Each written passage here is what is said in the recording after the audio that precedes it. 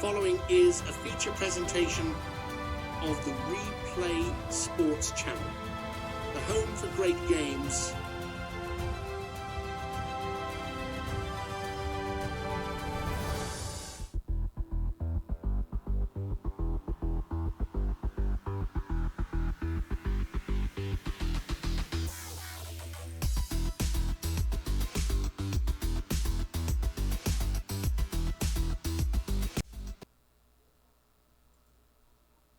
You know, when you stand on the street and look up at like a massive towering skyscraper, what you really notice is the shiny exterior. Right, the glass and the steel. Exactly. You see the gleaming glass, the polished steel catching the sunlight.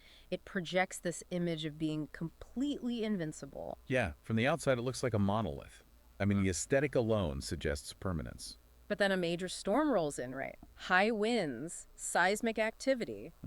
Suddenly, that beautiful glass facade doesn't matter even a little bit. The only thing dictating whether that building stands or collapses is, well, it's the foundation hidden underneath, the structural blueprint buried in the concrete. Because the elements test the engineering, not the architecture. Right. You only find out how strong the internal skeleton is when, maximum pressure is applied to the joints. Okay, let's unpack this, because that structural stress test is exactly what we are looking at today. It really is. Welcome to this deep dive, where we are taking the glass and steel of the massive divisional round weekend from January 3rd and 4th, 2026, and we're stripping it all the way down to the studs.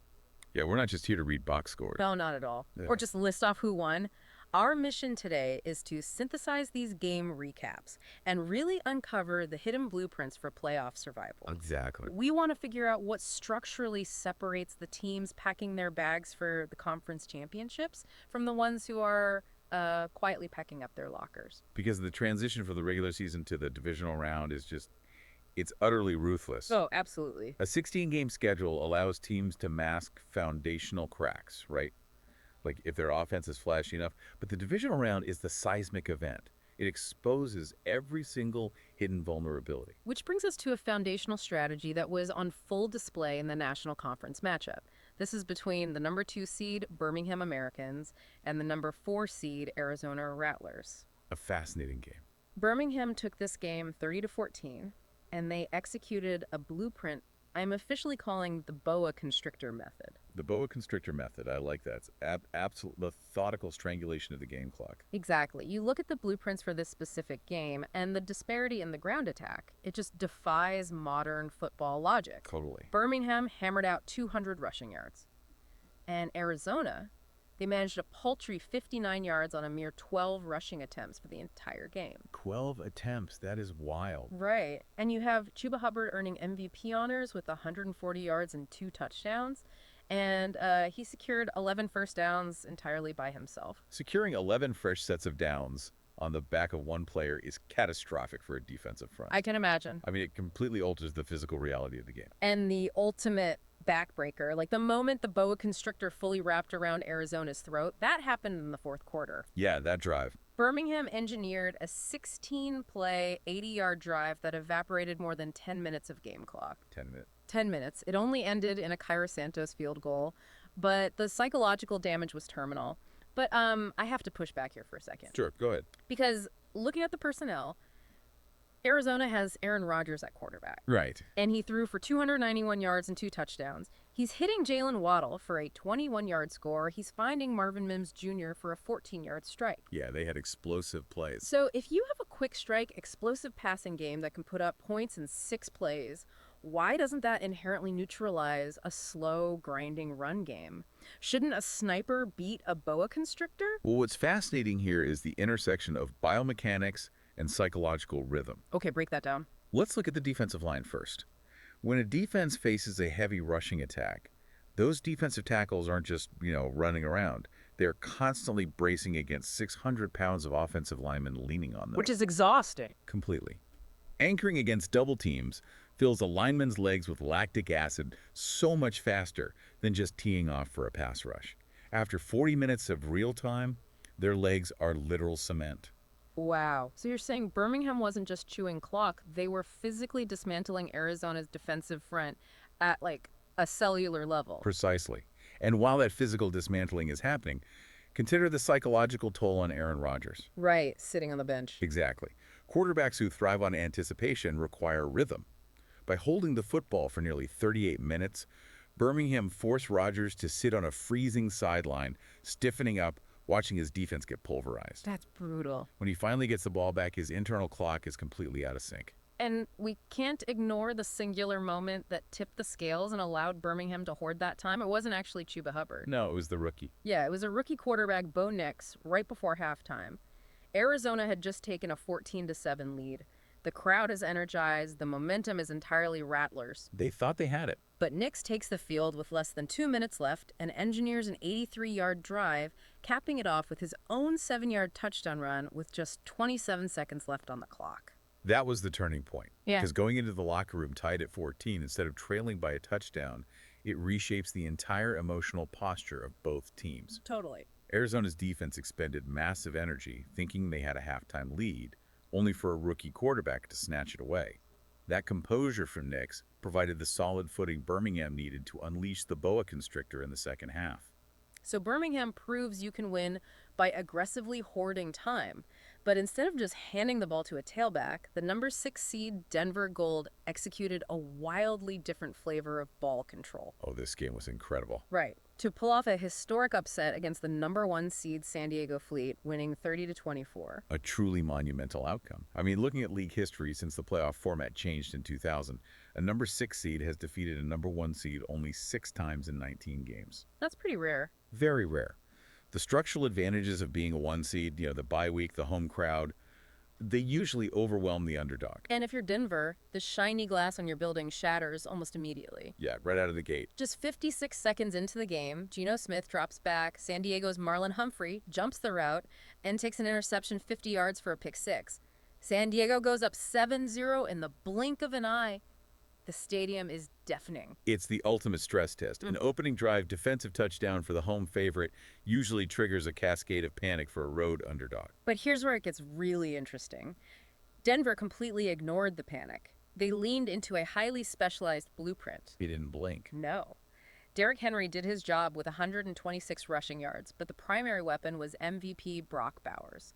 14 catches, 155 yards, 2 touchdowns. Just a monster game. Denver essentially utilized Bowers as a human battering ram. Instead of traditional runs to chew the clock, they used physical short to intermediate passes to Bowers as a direct extension of their rushing attack. Yeah, he was unguardable.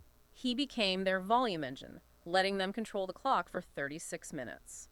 If we connect this to the bigger picture, Denver's reliance on Bowers illuminates the single most vital metric of this game, which is third down efficiency. Oh, the numbers are crazy. Because recovering from an opening pick 6 and eventually absorbing 3 San Diego touchdowns, it requires a surgical methodology on offense. Denver successfully converted an astonishing 11 of 17 third downs. 11 of 17, the mathematical probability of sustaining that many drives is staggering. It really is. Consider the mechanics of how a tight end like Bowers breaks a defense on third downs. He isn't running vertical fly routes. Right. He is diagnosing the zone coverage, finding the soft void between the linebackers and the safeties, and using his physical frame to shield the ball. Human shield, basically. Exactly. When you convert 11 times, counting for 10 first downs through Bowers alone, you fundamentally silence the home crowd. You keep San Diego's offense trapped on the sideline, watching their defense slowly bleed out. Speaking of that San Diego offense, the stat line for their quarterback, Josh Allen, looks like a typo. It really does. It is the absolute definition of a volatile blueprint. Through the air, Allen endures a nightmare scenario, throwing 3 highly costly interceptions. Brutal. But on the ground, he somehow leads his entire team with 91 rushing yards and a touchdown on just 5 carries. It perfectly illustrates the difference between explosive volatility and methodical stability. Yeah. Allen's athleticism created massive chunk plays, including a 20-yard touchdown sprint in the fourth quarter to keep San Diego breathing. But, a quarterback rushing for 18 yards per carry cannot structurally compensate for 3 passing turnovers. It's just not sustainable. No, because every interception reset Denver's clock-killing machine. So Denver and Birmingham proved that controlling the clock, whether through a traditional running back or a tight end acting as a battering ram, is an incredible survival tool. Absolutely. But looking at the American Conference bracket, we encounter a totally different philosophy.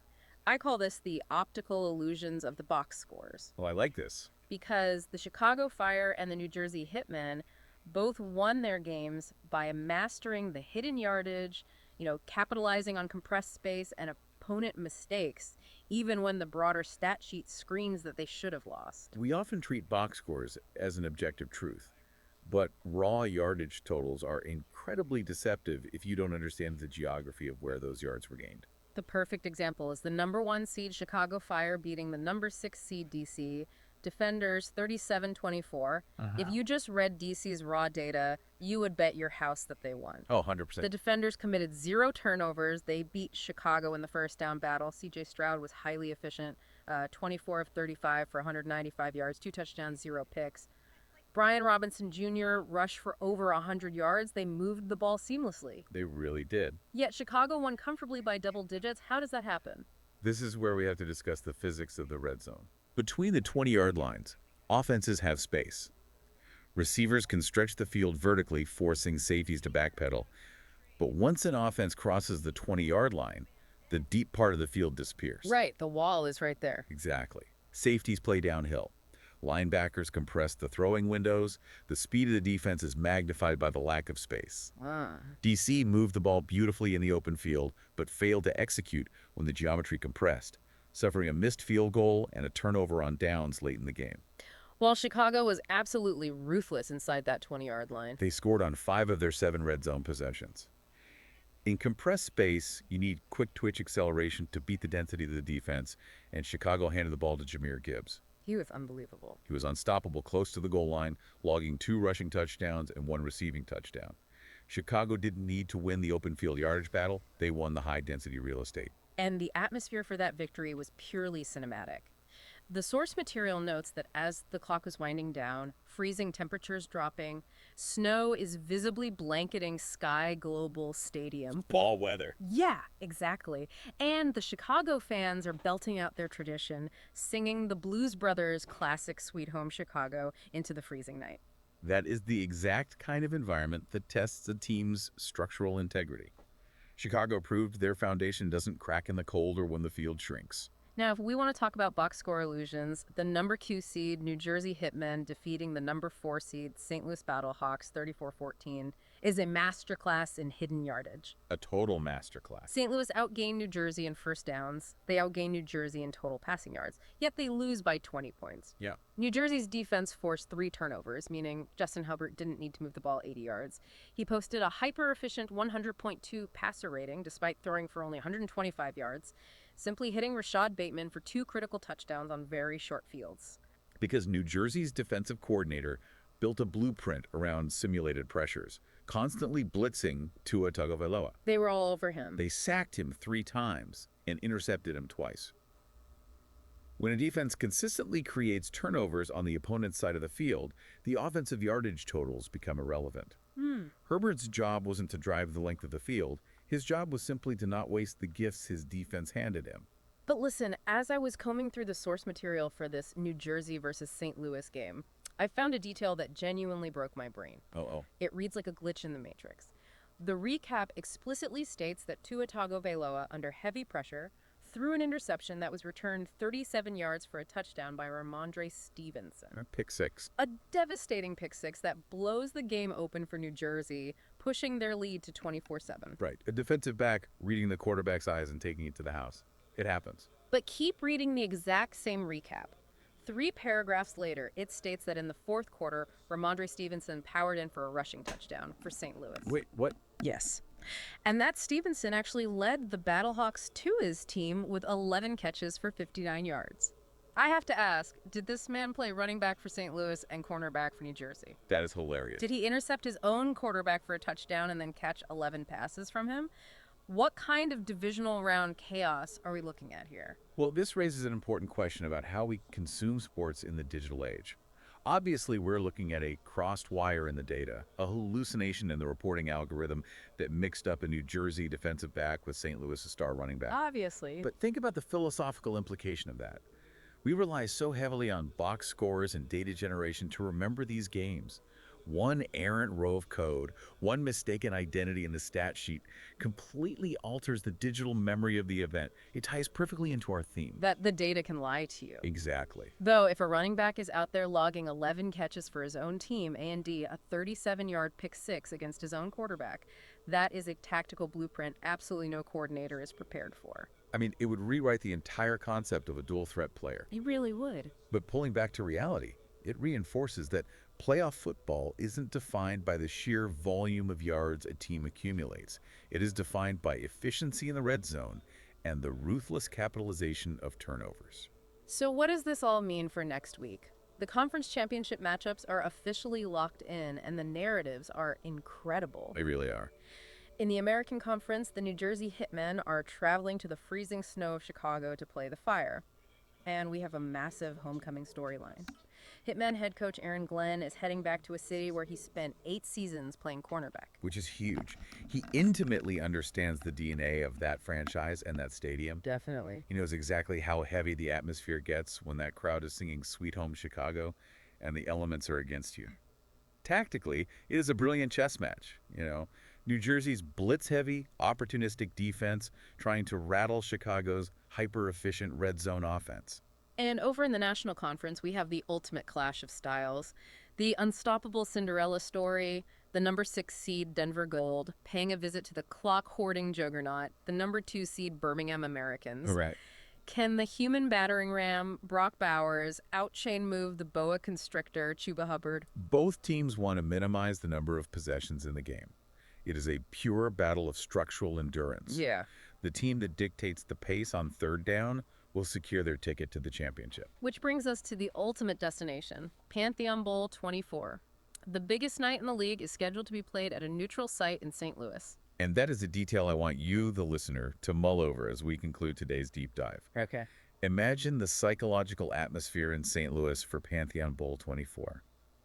This city is hosting the league's crown jewel event, but their hometown team, the Battlehawks, were just humiliatingly eliminated on their own field, 34-14, suffering a complete meltdown of fumbles and interceptions. A catastrophic collapse right before they could host the championship. Exactly. So when those two final teams emerge from the tunnel to fight for the title, what will the energy inside that stadium actually feel like? That's a great point. Will local St. Louis fans embrace the spectacle and celebrate the visiting teams? Or will the ghost of their own team's catastrophic divisional exit cast a bitter, heavy shadow over the building? Wow. Neutral site championships are typically festive, corporate celebrations, but this particular game might carry the solemn, resentful energy of a wake for the home crowd. It is a fascinating dynamic, trying to build a massive celebratory championship atmosphere on top of a freshly broken foundation. It always comes back to what is underneath the surface. Always. Keep looking past the shiny exterior of the box scores and keep searching for those hidden blueprints. We highly encourage you to go explore the tape and the data on your own. Maybe see if you can uncover any more glitches in the matrix out there.